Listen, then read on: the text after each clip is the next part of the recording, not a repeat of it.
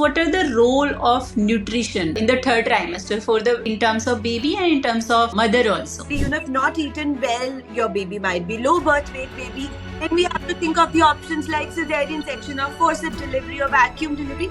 So all of it is like the third trimester, because third trimester is where you cannot negotiate with the food. Elder people they say कि घी पी लो. पहले की deliveries घर पे होती थी, दाइयां कराती थी, तो इसलिए उन्हें घी दिया जाता था ताकि ताकत लगे पुश करने के लिए. Is there any cut off कि इतना प्रोटीन लेना है, इतना फैट लेना है? So there are so many myths around the diet restrictions actually. Normal delivery करवाओ क्योंकि नॉर्मल डिलीवरी में काफ़ी कुछ खा सकते हो आप. सी सेक्शन में काफ़ी कुछ रेस्ट्रिक्शंस होते हैं. So what is your take on that, those diet restrictions post delivery, whether it's a C-section or vaginal delivery? तो थर्ड ट्राइमेस्टर में एक और कंसर्न होता है कि बच्चे के पेट मतलब पानी कम हो गया, जिसको हम ओलिगोहाइड्रोमनास बोलते हैं, बट कॉमन लैंग्वेज में पानी कम हो गया. सो उसको कैसे टैकल करें और उसमें कोई डाइट का रोल है? So welcome Dr. Priyakshi to this parenting prescription podcast, and I'm so happy to have you on this episode because I wanted to discuss few topics regarding to women health, especially the nutrition in the third trimester, because that where both the mother and baby grow very well, and it's very crucial time for the both the mother and baby also.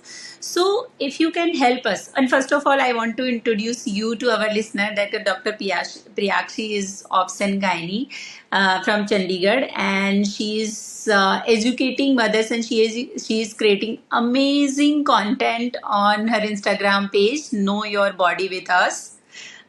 So please do follow that account, and she's really creating amazing content. So now coming to the today's discussion topic. So if you can help our listener understand the mother who are pregnant or the mother who are thinking to get pregnant. So what are the role of nutrition in the third trimester for the in terms of baby and in terms of mother also? Firstly, thank you so much, Dr. Sumitra, for having me on this podcast. It's lovely being here, and I love your content as well. And so it's always said a gynecologist cannot function without a pediatrician. I mean, I think these are the two pillars of a woman for pregnancy and after that also. So it's amazing connecting to you on this platform, and amazing content you also create. So thank you so much again. So we come up to your first question, that the role of nutrition in your third trimester. Well, third trimester, I think it's like your final semester of your graduation, where Yes. the theory is kind of done, and we are ready to see the practical, what you're going to do, and that's like the thing. So it's really important for the nutrition. So it's the last time last trimester or the last months where you can feed the baby. So the developmental growth is the last minute that you can do. Immunity increases, the lung and the brain wiring, the development really increases. And so so the fat, iron, most of it gets stored, and so brain Yes.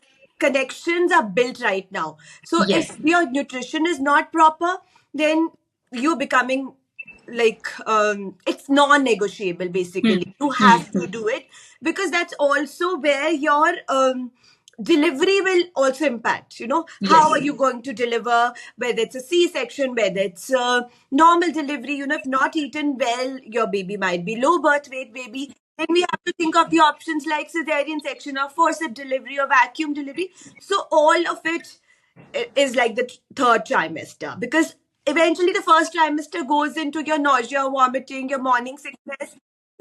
By second trimester, you start settling down with your food, and Yes. third trimester is where you cannot negotiate with the food. So that's how important is the third trimester nutrition, basically.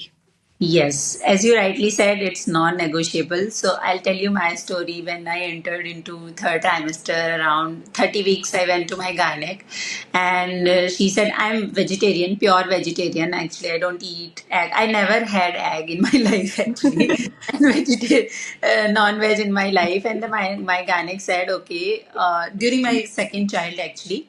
So she said, Dr. Sumitra, borderline hai, and as a pediatrician you know कि low birth wait जाएगा और SDA baby होगा या IGR baby जो होगा, what will impact, and that is like really once you know the fact and theory कि हाँ अगर baby low birth weight baby हुआ तो क्या क्या इम्पैक्ट होगा बच्चे के ऊपर ना, लाइफ लॉन्ग बच्चे की immunity plus weight plus so many issues babies might have.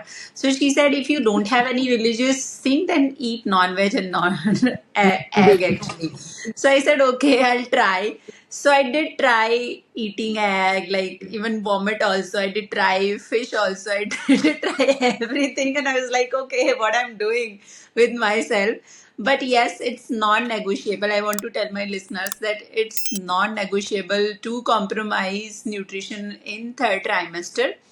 You have to take protein-rich diet as told by your gynec. So my next question is that like Also, how there's a specific thing that when people say आप तो doctor ही हो madam, आपको तो सब पता, आपको क्या ही problem हो सकती है?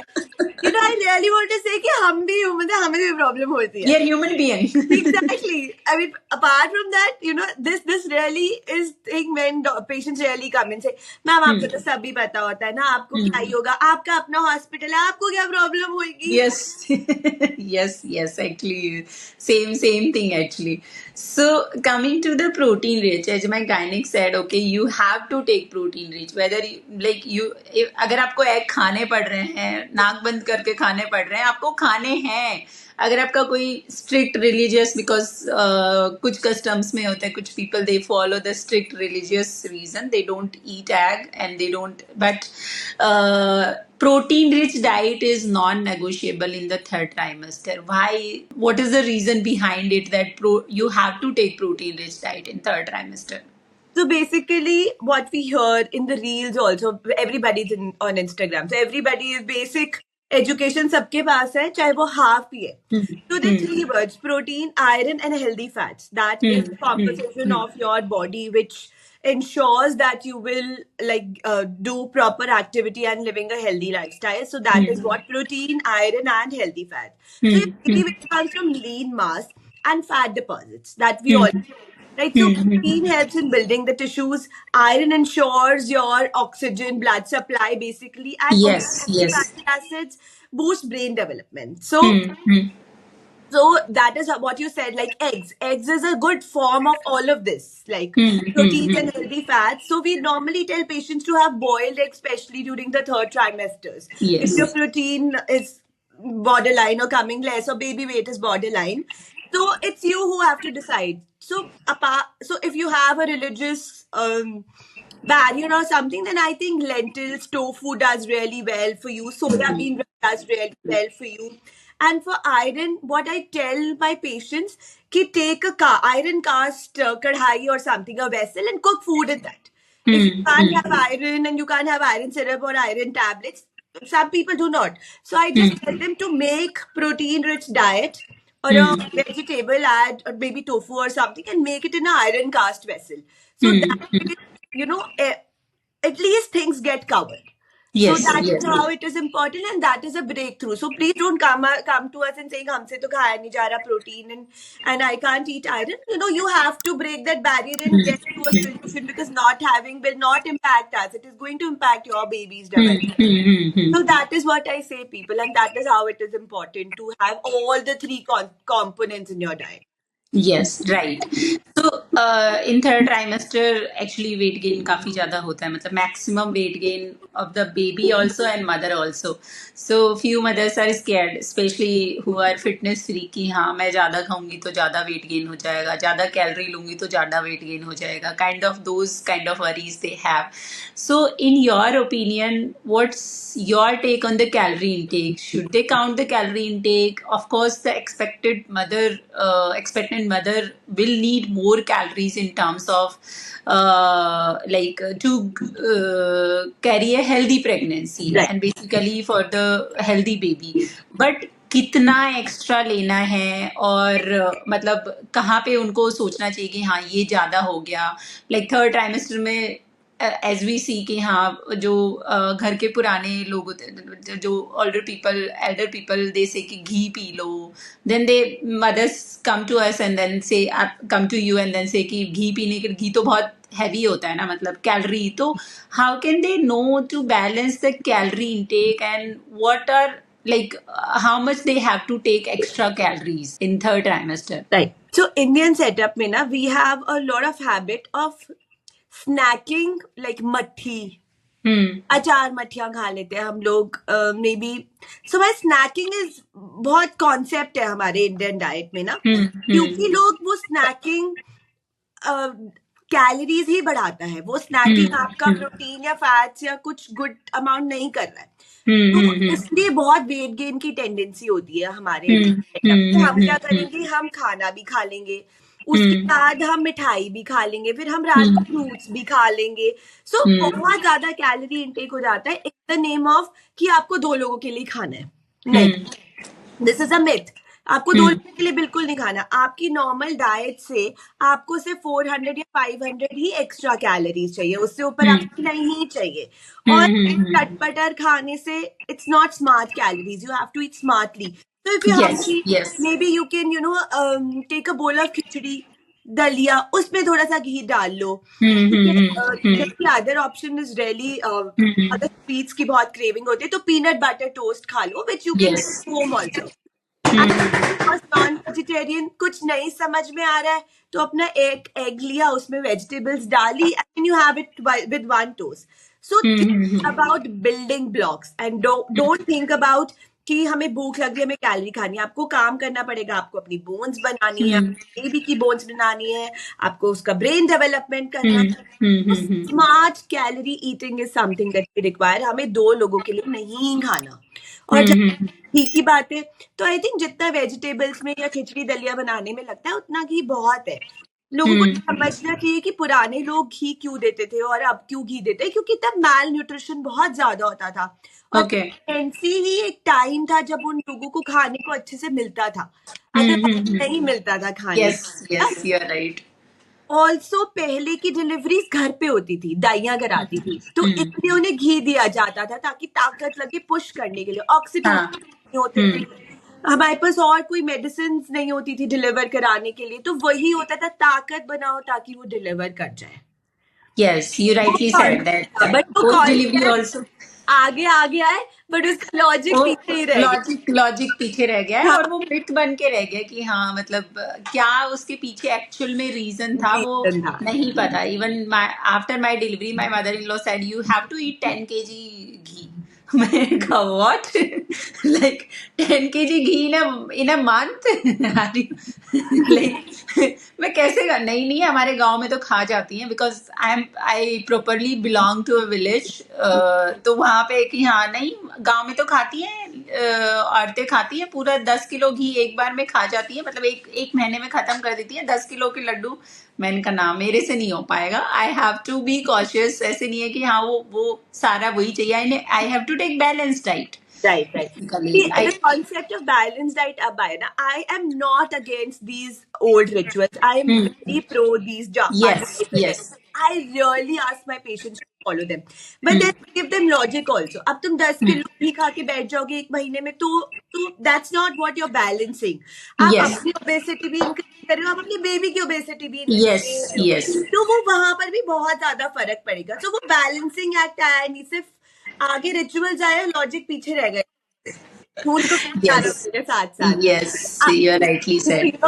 We can be blamed from कि अरे आपको तो आप नई जनरेशन हो, आपको पुराने में क्या मतलब है. I am pro these. I love the concepts, but needs to be carried with a proper balance and logic as well. Yes.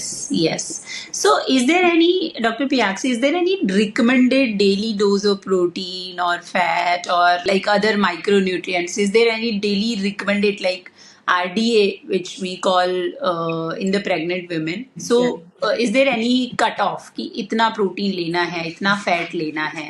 Yes, so the daily recommended doses for protein is 1.2 grams per kg weight. Maximum leads to 1.5 grams per kg.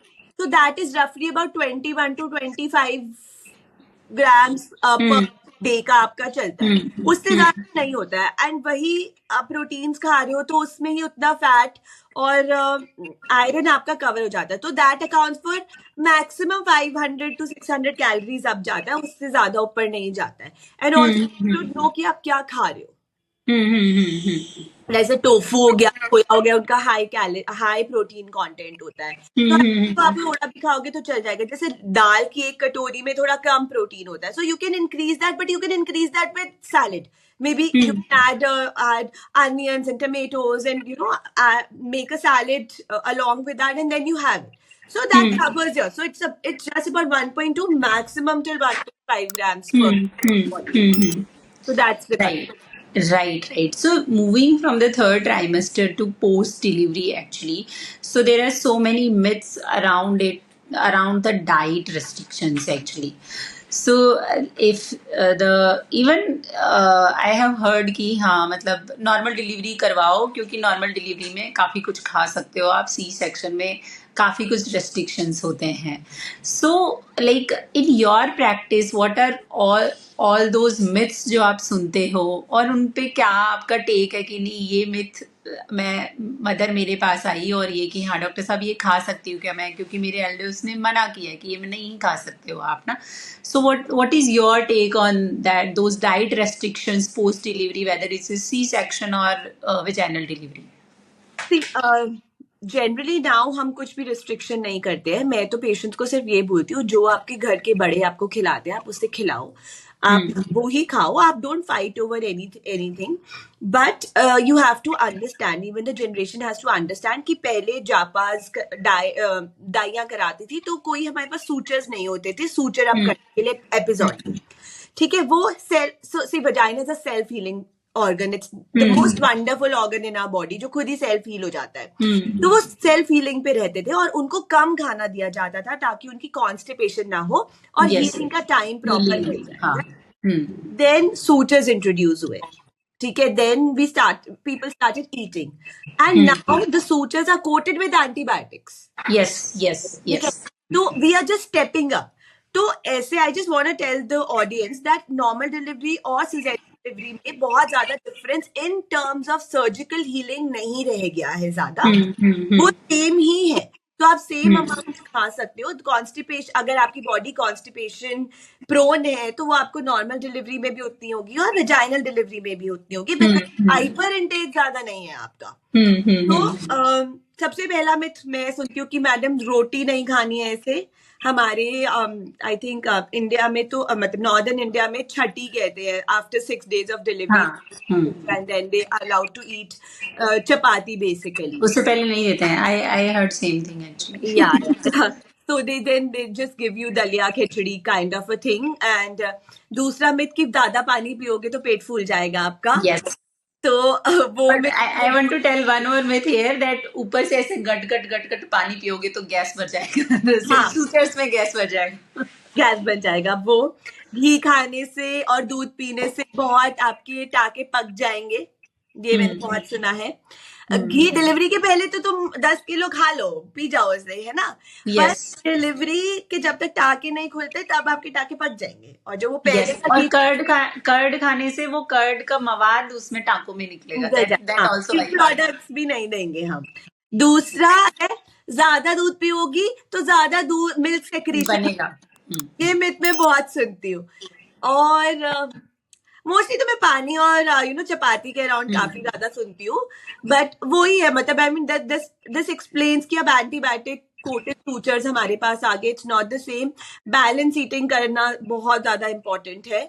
Also आजकल की generation को बाहर का खाना खाने की बहुत cravings होती है, तो इस बात में ना I am really pro your elders कि मत खाओ, like you don't know to carry infection and all of that. In fact मैं थर्ड ट्राइमेस्टर में भी मना करती हूँ कि कम खाओ, बाहर का मत खाओ, specially during the rainy season, because I mean you're more prone to lot of infections, hepatitis, jaundice, all of that. LFT deranged हो जाते हैं तो हमें problems होती है.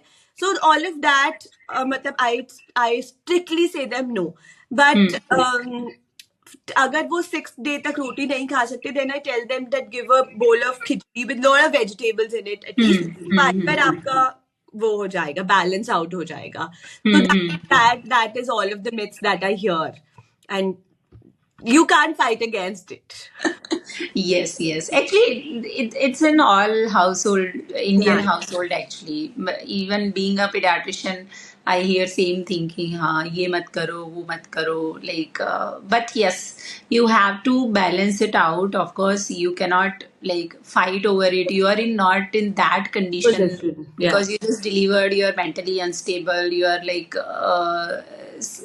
taking You care also of learning your. with the process. Yes, हाँ, आपको you're खुद ही learning with process the process, you're healing, and it's like whole upside down. पूरा ना मदर का तो और पेरेंट्स का तो सो उनको फाइट नहीं करनी चाहिए, but yes they have to take inform decision कि हाँ ये मेरे लिए अच्छा है तो मैं ये फॉलो करूंगी, ये मेरे लिए अच्छा नहीं है तो आई विल not पोलाइटली से कि ये मेरे डॉक्टर ने मना किया है तो मैं ये नहीं कर सकती हूँ. सो right. That way they can deal it. Right. So from this myth only कि दूध पियोगे तो दूध बनेगा. So so that is also I heard in after my delivery that okay breastfeeding because first 2-3 days तो नहीं आता है milk, नहीं आता है breast milk, नहीं आता है इतना. सो उसके बाद में जब लाइक कि नहीं दूध ही नहीं पी रही हो तो मैं, and I don't like drinking milk actually to be honest. बहुत मुश्किल से आई अडेप्टेड माई सेल्फ. सो वो बड़ा बड़ा मिथ है एक्चुअली कि दूध पियोगे तो दूध बनेगा. So you also here same thing right? Yeah, but people have to understand कि वो तो आपका हार्मोन है ना अंदर का, उसके रिफ्लेक्सेस ब्रेन ने देने हैं, तो वो तो होगा ही होगा. मतलब despite you drink milk or you don't drink milk, the idea behind it that the baby should be fed properly. So baby की कैलोरी या बेबी को फीडिंग आपकी इम्पोर्टेंट है. आप दूध पियो या ना पियो, अगर आपके हार्मोन्स अच्छे से काम कर रहे हैं तो मिल्क सिक्रीशन आपका होगा ही होगा. You can't stop that. Yes, and there are few myths around cold food and food and hot food. वो क्या है, मतलब वो कितना सुनते हो आप और मतलब कैसे एक्सप्लेन करते हो उनको कि नहीं कोल्ड फूड और हॉट फूड से ज्यादा मुझे वो सुनने में आता है, राजमा छोले खाओगे कि तो गैस तो बन जाएगी, फिर बेबी को भी गैस बन जाएगी. आई रियली डोंट नो कि वो कितना ट्रू है कितना वो है, but I always say my patients to have warm food so that you know so warm food tends to produce more energy in your body also. So I always say them to have a warm food. Otherwise, if it's scorching heat of 50 degrees, then I will say whatever you like to, but keep yourself hydrated. But I prefer warm foods because just to make the patient also little warm. आपके pens हो रहे होते हैं तो psychologically वो बहुत help करता है, मुझे ऐसे लगता है. क्योंकि फॉर एग्जाम्पल जब पीरियड्स होते हैं we tend to drink a lot of warm milk and warm water just to soothe ourselves. That is what I do. But warm और कोल्ड से ज्यादा मुझे राजमा छोले वाला मतलब बहुत सुनने को मिलता है कि she is asking for rajma चावल तो गैस हो जाएगी तो बेबी को भी गैस हो जाएगी. वो मिलता है, but I don't fight against this और I don't put up my point of view. I like each body is very different, so whatever you and your body, you are the best judge to it, so go accordingly. Yes, yes, right. So Dr. Piyakshi, एक third trimester में I am moving again to the third trimester. So third trimester में एक और concern होता है कि बच्चे के पेट मतलब पानी कम हो गया, जिसको हम ओलिगोहाइड्रोमनास बोलते हैं, बट कॉमन लैंग्वेज में पानी कम हो गया. सो उसको कैसे टैकल करें और उसमें कोई डाइट का रोल है, मतलब वाटर इनटेक डाइट का रोल है और होता क्यों है, अगर कुछ आप उस पर मतलब टू एक्सप्लेन कॉमन पीपल, अगर उसको एक्सप्लेन किया जाए कॉमन लोगों को तो उसमें क्या रीजन होता है कि पानी कम हो जाता है. Because that is a very big issue. Because अगर ओलिगोहाइड्रोमनास हो गया, पानी कम हो गया तो I think you need to deliver early बच्चे को ना, बिकॉज वो एमनियोटिक फ्लूइड अगर कम हो गया तो बच्चा फ्लोट नहीं कर पाएगा और मूवमेंट रेस्ट्रिक्शन और फीटल डिस्ट्रेस होने के चांसेस होते हैं. सो उसका रीजन क्या है, like how can we prevent, और रीजन क्या है उसका? तो फर्स्टली ओलिगोहाइड्रोमनियस होता क्या है, एक लेमैन टर्म में it's a reduced amniotic fluid. वो पानी होता है जो प्रोटेक्टिव कुशन होता है बेबी के अराउंड, वहीं से आपको न्यूट्रिशन मिलता है, वहीं से आपका you let out your urine and वहीं से खाना पीना आ रहा है, सब कुछ वहीं से हो रहा है. The programming of the baby is from the amniotic fluid. तो अगर amniotic fluid बहुत ज्यादा डिक्रीज हो गया तो पैनिक नहीं करना, act smartly. You have to go to, so obviously you go to the doctor and then they get your ultrasound done and आपको पता चलता है. So why is it essential? Because baby की development, growth वहाँ से होती है, lung development वहाँ से होता है, movement baby उसमें करता है. तो अगर इसका थोड़ा सा भी drop हो जाएगा, तो it's nothing more serious but needs a careful monitoring and smart. तो बेसिकली हम लोगों को क्राइटेरिया होता है 6 से अगर लेस हो गया है, फीटल मूवमेंट भी इफेक्ट हो रही है, बेबी की ग्रोथ भी ठीक हो गई है या बहुत कम ग्रोथ है, then we kind of go towards the delivery. नहीं तो पहले भी हम लोग थोड़ा बहुत डाइट से कंट्रोल कर सकते हैं. आरजी प्रेग सैशेज बहुत लोगों ने सुना होगा. इट्स विटामिन सी सैशेज होते हैं which you take and then it will increase the fluid intake. Also you have to take care कि कहीं ऐसा तो नहीं है कि आपका लाइकर ही लीक हो रहा है, आपको समझ में नहीं आ रहा बट हाई लीक हो रहा है, और may you have a urine infection और समथिंग. सो वो चीजें रूल आउट करनी पड़ेंगी and that's the gynaec's job to do it. You just have to tell the symptoms. Report ही नहीं करोगे तो गायनेक घर आके तो नहीं ढूंढ पाएगी. Yes, yes. So is there any role of diet and hydration to improve the amniotic fluid and to prevent इसको oligohydramnias को? बिल्कुल, हाइड्रेशन इज बिग टाइम. वो बहुत रोल करती है. It's the first line and the most non invasive strategy which we can apply. You have to understand dehydration या scorching 50-55 degrees की आजकल गर्मी है, तो hydration is the key for you and baby also. So amniotic fluid is largely made up of fetal urine. सबसे ज्यादा placenta के bits आ जाते हैं. So placental health is very important because वहीं से बेबी को हाइड्रेशन या न्यूट्रिशन जाता है. तो आप खाते हो प्लेसेंटा से कनेक्ट होके बेबी की तरफ जाता है. तो आपका ही खान पान या पानी पीना ठीक नहीं है तो वहां पे भी इफेक्ट होगा. Maternal hydration is very important because it has a direct link to the fetus. So that's the most first line treatment. So double up your hydration and add high water content foods. जैसे watermelon हो गया, melons हो गए, जिसमें food में ही water है. हाँ. तो वो चीजें of course बिल्कुल help करती है because that's the first thing that you can do. Okay. And is there any food, are there any food की जो help करेगी oligohydramnias में, जो हमें proactively लेने चाहिए? Fruits आपने बताए, coconut water very very this. Fruits में oranges हो गए, all kind of melons, cucumbers हो गए, खीरे में बहुत अच्छे से पानी होता है, really make a good salad and all of that. Then barley water we can use, but barley water में homemade होना चाहिए. Add a lemonade and then maybe add a pinch of pink salt basically, which really helps. So 3 to 4 liters of water आपको पीना ही पीना है. And then iron rich foods also, जैसे beetroot has a lot of content of water. And because sometimes क्या होता है कि dehydration या amniotic fluid कम होता है because of iron deficiencies also. Okay. So placental functioning पे होता है. अगर placenta function नहीं करेगा तो the absorption doesn't happen. So iron food with vitamin C. Beetroots हो गए, आपके dates हो गए, पालक हो गई, green vegetables हो गए, pomegranate हो गए. So all of it also really combines. You really have to see. और ऐसे कोई फूड और ड्रिंक से जो हमें अवॉइड करनी है, very salty and soda kind of drinks, वो आपको नहीं हेल्प करती हैं. वो इनफैक्ट में भी नहीं करती है. उससे बेटर है आप butter milk P low. Okay butter milk is best. ये लोग डिहाइड्रेशन भी करते हैं. So anything that dehydrates will not be good for you. जैसे कैफीन हो गया, कॉफी बहुत पीते हैं लोग, फिजी कोला ड्रिंक्स, ये सब नहीं. सॉल्टी पैकेज फूड जैसे चिप्स खा लिए हमने, अचार, इंस्टेंट नूडल्स, ये सब बहुत हाई कंटेंट ऑफ नमक है बेसिकली, इसलिए आपको डिहाइड्रेशन करेगा. Anything that dehydrate will not be good for you. Right. So my gynec also suggested to eat dates actually, because and people say that dates are iron rich and it will fulfill requirement of iron also, and it will help in the amniotic fluid amniotic fluid also. So that dates are very good source or very good food you can take, and you can of course like craving को भी कम कर सकते हो. कुछ मीठा खाने का है तो आप डिफरेंट वेराइटीज ऑफ डिशेस बना सकते हो डेट्स में, चॉकलेट डिप करके थोड़ा बहुत या कुछ और में मिक्स करके स्मूदीज बना सकते हो आप बहुत. क्योंकि ग्रीक योगर्ट एंड चीनी की जगह आप डेट्स को यूज कर लो. Yes. And I really tell my patients कि डेट एंड वॉलनट्स का केक बनता है बड़ा अच्छा, not with the maida but with ragi you can make हाँ हाँ. It. So that's very nice. थोड़ा डिफरेंट भी हो जाता है, थोड़ा स्वीट वाली क्रेविंग्स भी आपकी कम हो जाती है. So that we can do. So dates is very very good source. Yes, right.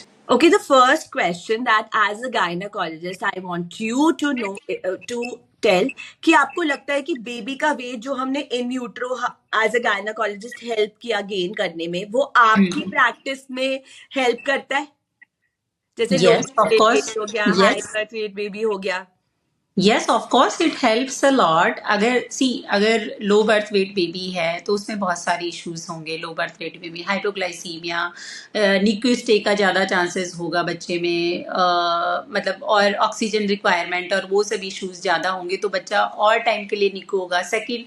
निक्यू में रहेगा. सेकंड है कि अगर बच्चा लो बर्थ वेट है तो ब्रेस्ट फीडिंग पे नहीं जा पाएगा प्रॉपरली. जितना बेबी मोर देन 2.5 kg का बेबी जितना अच्छे से लैच करता है, लो बर्थ वेट बेबी का उतना अच्छा सकिंग और वो नहीं होता है. तो अगेन अगर बच्चा ब्रेस्ट फीडिंग पे नहीं जा रहा है तो फीडिंग इश्यूज होंगे, अगेन वेट गेन इम्पैक्ट करेगा. तो yes, it really helps paediatrician. अगर बच्चा गुड वेट बेबी होता है 2.5 से 4 kg तो हमारा लाइक 99% वरी वहीं पे खत्म हो जाता है. Because there is no there are least chance कि वो बच्चा एडमिट रहेगा या कुछ और इश्यूज होंगे उसमें. The baby will properly feed, have breast feeding, like proper chance of breastfeeding. And if the baby is breastfeeding and baby is taking well and not any history of NICU, then the baby will grow well and will gain weight properly. So yes, thanks to you कि हाँ, अगर properly weight gain होगा intrauterine तो the baby will be healthy and grow well. Yes. post So this really my idea of this question was for the audience कि अकेले मतलब mother का खाना गायनैक को नहीं, इनफैक्ट आपके बेबी को भी बहुत हेल्प करता है. Yes, तो अगर आपने yes. थर्ड ट्राइमेस्टर या अपनी प्रेगनेंसीज अच्छी करी तो आगे जाके आपके बेबी को ही हेल्प होगी. Yes, yes, definitely. निकू में नहीं रहेगा, इन्फेक्शन प्रो नहीं होगा, हॉस्पिटल Yes. इन्फेक्शंस नहीं कैरी होंगे, माइलस्टोन अचीवमेंट्स बहुत बड़ी चीज हो जाती है. Yes. So that is that. The idea of this question was actually this for me. Yes, so that's why I told no na. Then when my gynec told me कि हाँ Dr. Sumitra between 15 to 20th centile है, my radiologist also told कि हाँ अब इससे नीचे नहीं गिरना चाहिए बेबी का वेट ना. And my first baby boy was 3.5 kg, so he was good weight. And my daughter was like थोड़ा सा leg, मतलब शी वॉज लैगिंग बिहाइंड. जो जिसका जितना उतना उसका था उतना नहीं हो रहा था सेम जेस्टेशन पे. Then they said, and as a paediatrician I know कि हाँ क्या क्या इश्यूज हो सकते हैं. So I was scared actually. So I converted myself from non vegetarian pure vegetarian non vegetarian because I knew the benefits of having a good diet in the third trimester itself. It was not for me actually, it was for my baby. So yes, all the audience and listener, please do take care of yourself more in the third trimester and take good diet actually. Right. So the second question is जो आजकल बहुत हमारे Indian rituals में practice होता है कि कोई बड़ा सियाना इंसान बच्चों को गुड्डे पिलाता है, तो वो हनी यूज होता है. एंड एक्चुअली ये चीज बहुत ज्यादा लाइमलाइट में आ गई है after Sonam Kapoor said it on the interview that I did not allow my Pandit ji give the first thing as a honey to the baby. So what's your take on this? Yes, so I'll tell you my personal story. When my baby boy delivered, so I strictly said my husband को कि हाँ please don't allow anybody to put anything in my baby's mouth. Even I'm like maybe मैं बेहोश रहूँ, anesthesia में रहूँ, if अगर fortunately vaginal delivery था तो I was in like my senses. But अगर होता है कि मैं ओटी में हूँ और मेरे बेबी को कोई दे रहा है तो please I will sue that person. So मेरे को कुछ नहीं देना है. That is the age you said that पहले की जो रिचुअल्स चल रही थी उनके पीछे कुछ और रीजन था जो हनी देने का रीजन था वो ये था कि हाँ, जब मदर डिलीवर कर रही होती है, इंस्टेंटली मदर जब होम डिलीवरीज वगैरह होती हैं तो they are not in that state कि वो कुछ फीड करा पाए बच्चे को, because home delivery is itself a task. मतलब वो बिल्कुल थक हार के कैसे पुश करती होंगी, you can say without episiotomy कैसे पुश करती होंगी बेबीज को ना। सो वो बिल्कुल स्टेट में नहीं होती थी कि हाँ वो कुछ तो for instant energy people used to give this honey and gud ka pani so that the baby does not have any hypoglycemic episodes, मतलब ग्लूकोज कम नहीं हो जाए बेबी की बॉडी में ना। वो वहां से स्टार्ट हुआ। देन somebody added this कि हाँ बेबी को ये अगर घुट्टी पिलाएगा कोई बड़ा इंसान घर का तो उसके गुण इसमें आ जाएंगे, ठीक है। So when I did not allow it, my elder family members said, and actually I lost a lot of blood, like 11 से 7 पे हीमोग्लोबिन आ गया था मेरा, पोस्ट पार्टम हेमरेज टाइप का हो गया। So I was in not in state of feeding. So जो sister थी उन्होंने थोड़ा बहुत फॉर्मूला दे दिया because he was crying. Then my elders were like okay अब इसके गुण इसमें आ जाएंगे भाई। ऐसे तो फिर सब कोई हायर करके जो मिलेनियर लोग होते हैं उनको I would have called the bunnies then for sure. I will. If this happens, I will call. Who will not like it? Yeah, who doesn't want their kid to be like that, those persons, successful person? But please, this is a myth. And honey contains botulinum toxin, जो bacteria बहुत ही serious infection करा सकता है बच्चे में, intestinal bleed कर सकती है। Newborn babies gut is very very sensitive. हम इवन फॉर्मूला भी देने से कतराते हैं कि बच्चे को हार्म हो जाएगा, ब्रेस्ट फीडिंग ही देना, because that is the best thing for the baby. So उसके ऊपर अगर आप ऐसा बैक्टीरिया बच्चे के पेट में डाल देते हो जो उसको इन्फेक्शन करा सकता है तो it can cause life threatening issue in the baby. So I would request please don't fall in that myth actually.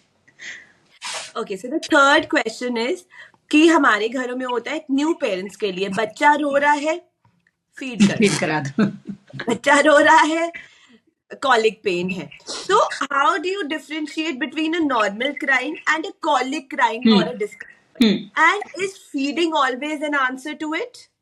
No, there are like hundreds of reason for the baby crying. Diaper rash हो सकती है, गीला diaper हो सकता है, over sensitivity हो सकती है। बिकॉज जैसे ही बच्चा पैदा होता है सारे relatives they rush to hospital to meet the baby, they rush to home to meet the baby कि हाँ अगर कोई मिलेगा नहीं तो पता नहीं घर वाले ऐसे सोचेंगे मिलने भी नहीं आया। That is a like mentality in our Indian house hold actually कि हाँ वो मिलने नहीं आया था उस टाइम जब बच्चा हुआ था ना, तो he is not a good relative और he is not a good friend, right?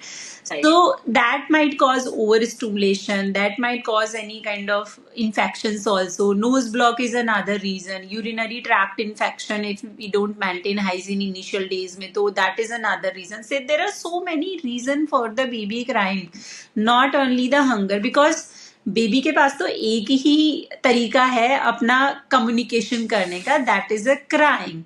सो उसको कुछ भी चाहिए होगा वो क्राई करेगा, right? So Indian house hold में प्रोएक्टिव फीडिंग कराते हैं हम लोग कि हर एक 2-2 घंटे में बच्चे को फीड कराते रहते हैं, तो बच्चा हंग्री नहीं होगा, वो किसी और रीजन से रो रहा होगा। अभी तो बाहर आया ना, जितना कंफर्टेबल इन्वायरमेंट में उसको कुछ भी नहीं करना पड़ रहा था, जहाँ पे वो रेडीमेड फूड सब कुछ मिल रहा था, इवन उसको ब्रीथ भी नहीं करना पड़ रहा था।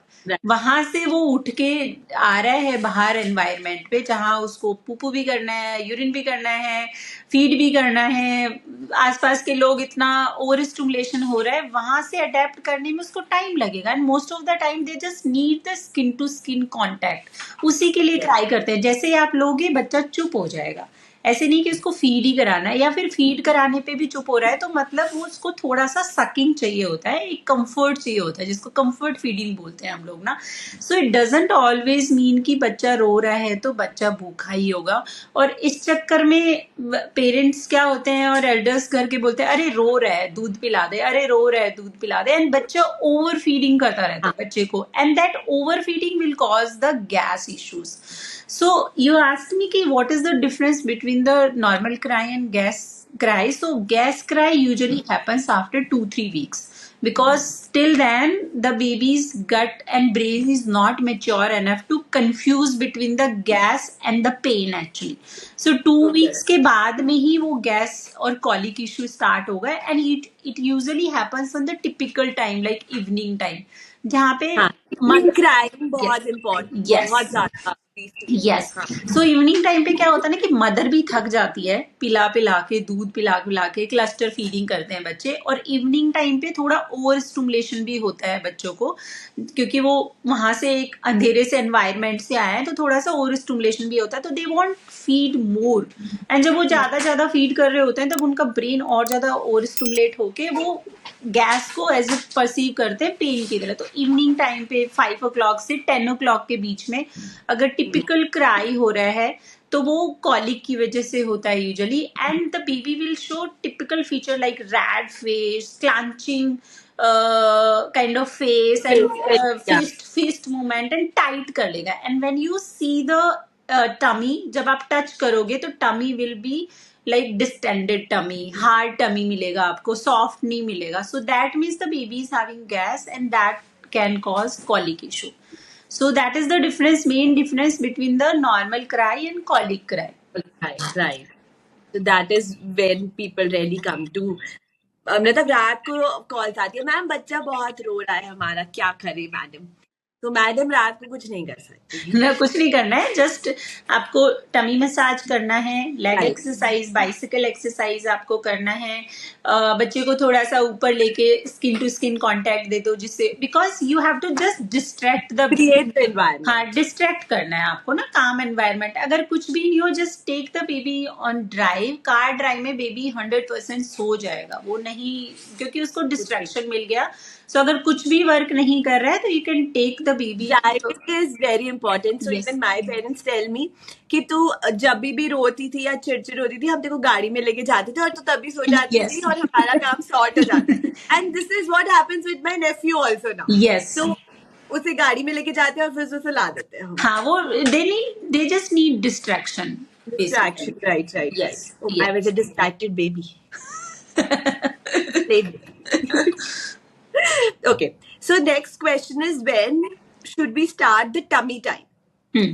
How much is too much of a tummy time? कई बार तो पूरी दिन ही grandmothers, especially baby को like ऐसे उल्टा बहुत कराते हैं, उल्टा रोल कराते हैं. So when do you start the tummy time basically? The tummy time you can start on day 1 itself. That is called kangaroo mother care or skin to skin contact. That is very beneficial for both the baby also and mother also, because mother को अगर mother खुद से करा रही है, अगर skin to skin contact और kangaroo mother care करा रही है, फर्स्ट ब्रेस्ट फीडिंग एस्टेब्लिश होगा, सेकंड बॉन्डिंग एस्टेब्लिश होगा, थर्ड ऑक्सीटोसिन हार्मोन रिलीज होगा बॉन्डिंग की वजह से, तो जो स्टिचेस हीलिंग होती है, यूट्राइन इन्वोल्यूशन जो होता है वो बेटर होगा, हीलिंग बेटर होगी, पोस्टपार्टम हैमरेज में होने के चांसेस कम होंगे, पोस्टपार्टम डिप्रेशन होने के चांसेस कम होंगे. So these are the benefit for the mother. Now coming to the baby के अगर skin to skin contact baby को मिलता है तो बेबी में heart rate regulation, temperature regulation, respirate regulation and overall bonding with the mother and breast feeding establishment ज़्यादा अच्छे से होता है मदर में, बेबी में. सो फर्स्ट डे से ही करा सकते हैं टमी टाइम, बट जो सरफेस वाला टमी टाइम स्टार्ट करते हैं वो हम अम्बिलिकल कॉर्ड फॉल होने के बाद में स्टार्ट करते हैं, बिकॉज अम्बिलिकल कॉर्ड को ज़्यादा प्रेस नहीं करना. अगर स्किन टू स्किन हो रहा है तो वो ज़्यादा प्रेस नहीं होगा, बट अगर सरफेस के ऊपर कराना है तो उसके बाद स्टार्ट करना है. And start with the brief periods like half minute और 30 सेकेंड्स, 60 सेकेंड्स और 1 मिनट, जितना बच्चा कंफर्टेबल होता है उससे स्टार्ट करना है. जैसे जैसे बच्चा बड़ा होता है उसके बाद वो ड्यूरेशन आप इंक्रीज कर सकते हो. एंड फीड के 30-40 मिनट्स बाद स्टार्ट करना है, बिकॉज अगर आप इमीडिएटली उल्टा लिटा दोगे तो बच्चा फीड बाहर निकाल देगा. तो ड्यूरेशन आप बच्चे के कंफर्ट लेवल पे वो डिपेंड करेगा, बिकॉज कुछ बेबीज को नहीं पसंद होता है. मेरी डॉटर को टमी टाइम बिल्कुल पसंद नहीं था इनिशियली. आफ्टर 4 मंथ्स जाके उसको थोड़ा बहुत जाके टमी टाइम ठीक लग रहा है, नहीं तो उससे पहले नहीं पसंद था. तो it depends on baby to baby also. So that's how you can start tummy time, and you can increase tummy time as per age.